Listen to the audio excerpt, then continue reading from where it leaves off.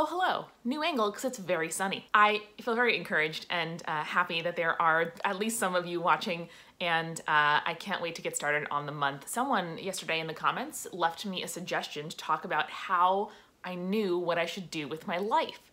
And it's a great one. So, okay, deciding what to do with my life. I never knew. Like I said yesterday, I identified as a writer early in my life, and then it was a video blogger. Not really, because I loved video. I never really enjoyed like learning new editing techniques or experimenting with the form. It was more like an excuse to write short essays and to meet really cool people. And then as a podcaster, which was less like I'm in love with this form, though I love audio a lot more than I ever loved video, but more because that is what my BFF Julia wanted to work on, and she loved it. And together, it was really exciting to do a project with her. We've been best friends, for years and years, knew each other since kindergarten, and I wanted to do something with her. I missed doing high school theater and collaborating with her in that way. So when she said, I want to do a podcast, I was like, hell, sure, why not? So I think that kind of gets at my first point, which, you know that like Pinterest aphorism, grow where you're planted?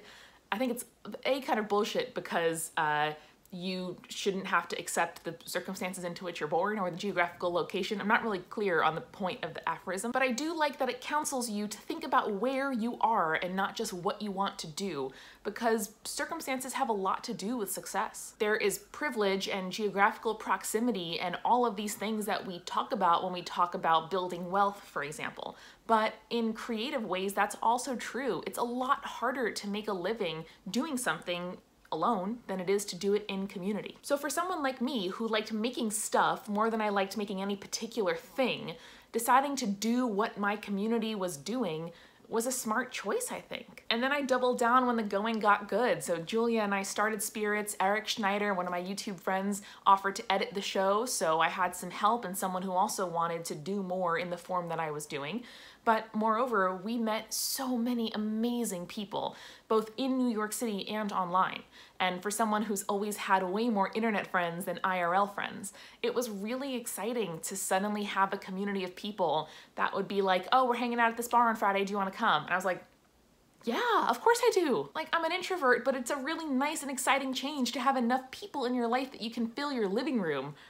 Amazing. So for me, it's less grow where you're planted than like, choose the most fertile garden to plant yourself in. You have to fertilize a garden, and you have to make your circumstances as like set up for success as possible. So point being, maybe if it wasn't podcasting, it would be something else. If all my friends were filmmakers, I bet I would have taken video a lot seriously. If all of them were writers or bloggers, I might have started a website. And then of course there's timing. I didn't grow up in the mid to late aughts where blogs were still profitable, and that's where like money in media was. I grew up after the recession and there was no money in online media. I missed the video bubble too because I was working too hard in college to take the time to take my YouTube career seriously. So the timing was just right for podcasts, and I had friends and I had community and I could learn the skills I needed. I also had the particular, not advantage, trait of being anxious to the point of obsession about logistics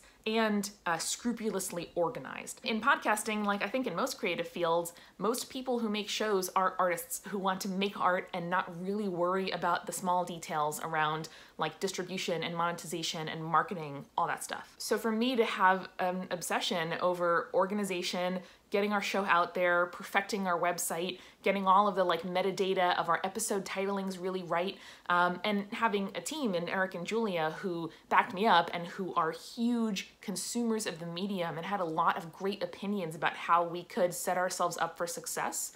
That ended up, I think, making the show more successful than it would have been if we were just like audiophiles who wanted to make a podcast that sounded really nice. So this is all to say that I didn't really decide what to do with my life or uncover some like deep purpose within me.